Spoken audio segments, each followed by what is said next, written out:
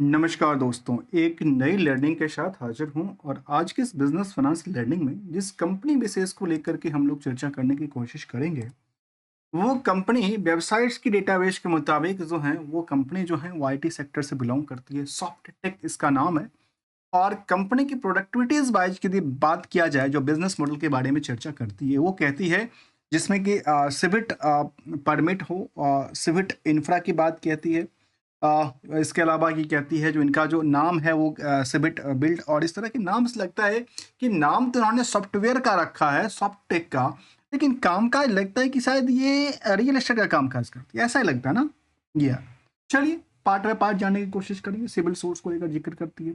यदि सॉल्यूशन की बात किया जाए तो ये कंपनी कहती है कि होल कंस्ट्रक्शन लाइफ साइकिल की बात कहती है, जिसमें कि चाहे वो प्लान हो, चाहे वो बिल्ड हो, चाहे वो सस्टेन करने की बात भी शामिल कर दी। Sustainable energy efficiency, net zero and जिसकी बात कहती है। उसके अलावा देखा जाए तो कंपनी कहती है कि बिल्ड के हिसाब से भी कारोबार है, प्लान के हिसाब से कहते हैं स्मार्टर प्री कंस्ट्रक्शन, जो कि प्लानिंग होता है उसको लेकर जिक्र करती है। वेबसाइट्स ऐसा लगता था कि शायद ये कंपनी जो है कामकाज आईटी सेक्टर से करती है। ये ट्रस्टेड यदि हम बात किया जाए तो इनके पास यदि एक ट्रस्टेड ब्रांड जहाँ पे ये काम काज करती है वहाँ पे जिक्र करती है, जहाँ पे एयरपोर्ट अथॉरिटी ऑफ इंडियाज़ हों, ईगल्स हों, या फिर जो है म्याडाज हों, इसके साथ इनका कारोबार है। और इसके अलावा कहते हैं कि गुजरात, चाहे वो गुजरात स्टेट गवर्नमेंट के साथ हो, इसमें भी कंपनी का रोल है।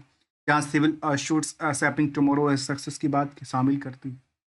इनकी बात किया जाए तो कंपनी 25 साल का एक्सपीरियंस के साथ कामकाज करती है। 700 से ज़्यादा कस्टमर बेच की बात कहती है। 1 मिलियन से ज़्यादा स्क्वायर फीट की बात उन्होंने कहा कि area manage through the civil suits के हिसाब से करती है।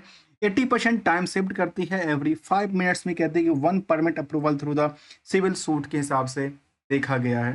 इसके अलावा 1 मिलियंस की कहते हैं जो permits approval through the civil suit की जिक्र करती है। तो फिर इसमें यदि हम समझने की कोशिश करें, जो प्लान बिल्ड और सस्टेनेबल की बात कहती है और केस स्टडी को लेकर जिक्र करती है, तो ये कंपनी को लेकर के समझने की कोशिश करते हैं। ये कंपनी जो है वो क्या क्या और करती है और मार्केट में लेकर के कैसी अवधारणाएं रही है। देखिए, इनके यदि आप स्टॉक मार्केट की चार्ट की तरफ देखते हैं तो ये लगता है कि मार्केट की रेस में जो ऊपरी सतह पे चली थी वहां से एक भारी गिरावट दर्ज करती देखी गई है। और गिरावट नहीं कह सकते कि 50% से ज्यादा मार्केट घिसक चुका है, जमीनी घसीक चुकी है। निवेशक बहुत ज्यादा नहीं है तब भी मार्केट में, इसमें भी यदि 2-3 हजार के निवेशक भी हैं तब भी लोग यहाँ पे बिकवाली करते देखे गए हैं। कंपनी की मार्केट कैप जो है करीब 500 करोड़ से कम है, 470 करोड़ के आसपास लगती है। वैल्यूएशन की दृष्टिकोण से देखा जाए तो स्टॉक आज भी थोड़ा सा हैवी दर्ज करती है, हाई वेटेज की बात कहती है। बुक वैल्यू के मुताबिक 367% की रैली है। प्रमोटर का कोई कंट्रोल ज्यादा रहा नहीं, मुट्ठी भर से कम का कंट्रोल है। डिविडेंड का कोई ट्रैक रिकॉर्ड रहा नहीं। 3% की नेट इनकम मार्जिन सेविंग करती है। और कंपनी कहती है business of the design and the development of the installation and the sharing of the serving this information technology related source को लेकर जिक्र करती है। मतलब दोनों का जो लेखा जोखा है वो कुछ अलग अलग समझ में आती है, कुछ क्लैरिटी नहीं निकल के आती। जबकि यदि रिजल्ट की तरफ देखा जाए तो वो जिक्र करती है कि कंपनी के वाई के बेसिस पे, जहां कंपनी 18 करोड़ की सेविंग करती थी, उसके मुताबिक यदि यहाँ देखा है तो 21 ऑलमोस्ट कहते हैं 10-12% के आसपास उछाल क्रिएट करती है। ऑपरेटिंग मार्जिन में भी काफ़ी स्थिरता कायम करती है। नेट प्रॉफिट की नंबर को भी देखा जाए तो कहाँ 61 लाख की प्रॉफिट से कंपनी करीब 31 लाख की प्रॉफिट पे आ गई। मतलब यहाँ से 50% गिरावट है, जबकि सेल्स में आपने 10% से ज्यादा की हलचल भी क्रिएट करती देखी गई। अगला सिचुएशन कहता है कि ईयरली ग्रोथ को लेकर के यदि जिक्र किया जाए तो यहाँ पे सेल्स जो था ट्रेंड चल रही थी, लेकिन डिक्लाइनिंग सिचुएशन दर्ज करती देखी गई है। चाहे वो सेल्स था, चाहे वो प्रॉफिटेबिलिटी था, चाहे स्टॉक प्राइस की सीजीआर है, चाहे रिटर्न ऑन इक्विटी को लेकर देखा तो ऑन एवरेज 3-3.5-4% के आसपास क्रिएट करती देखी जा सकती।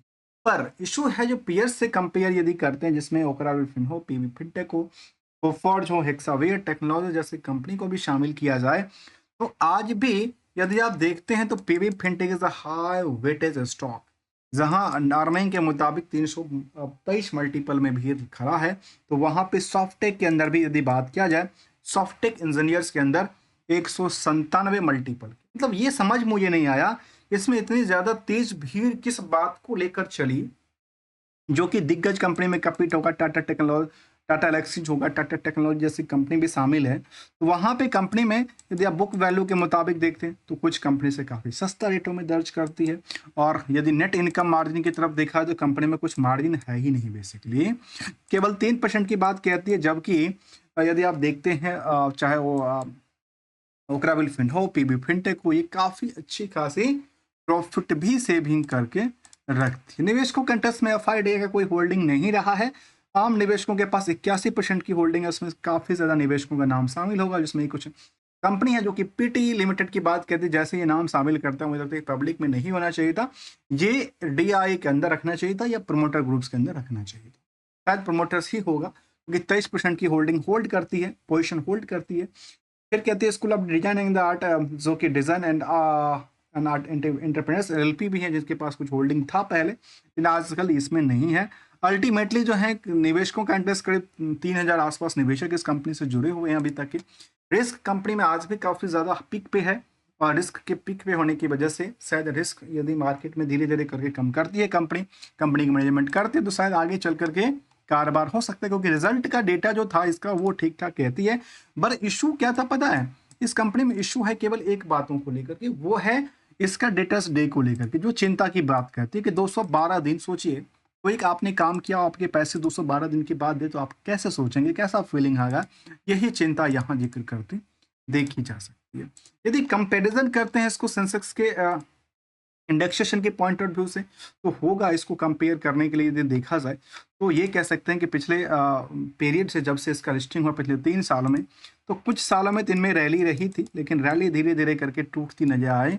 जबकि पिछले कुछ दिनों की बात किया जाए तो जहां सेंसेक्स 2 सप्ताह 1 सप्ताह में 3% से 3.5% टूट चुका, तो वहीं पे इन कंपनियों के स्टॉक में 10% से ज़्यादा नए खरीदार आए और मार्केट में डिमांड बनी रही अभी तक।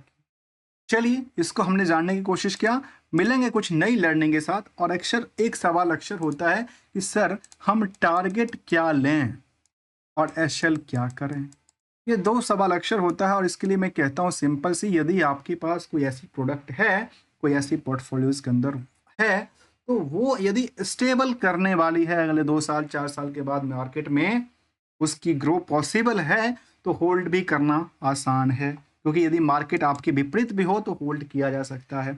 अदरवाइज प्रॉफिट होते ही प्रॉफिट को पॉकेट में रखना चाहिए, घर भी वापस लेके आना चाहिए, और लगातार होती हुई नुकसान को लेकर के चिंतित होने के बजाय एसएल का सदुपयोग करके अपनी लॉस को मिनिमाइज करते रहना चाहिए, विदाउट कोई trading advisory, as only as learning point of view से। तब तक के लिए थैंक्स फॉर द ज्वाइनिंग दोस्तों।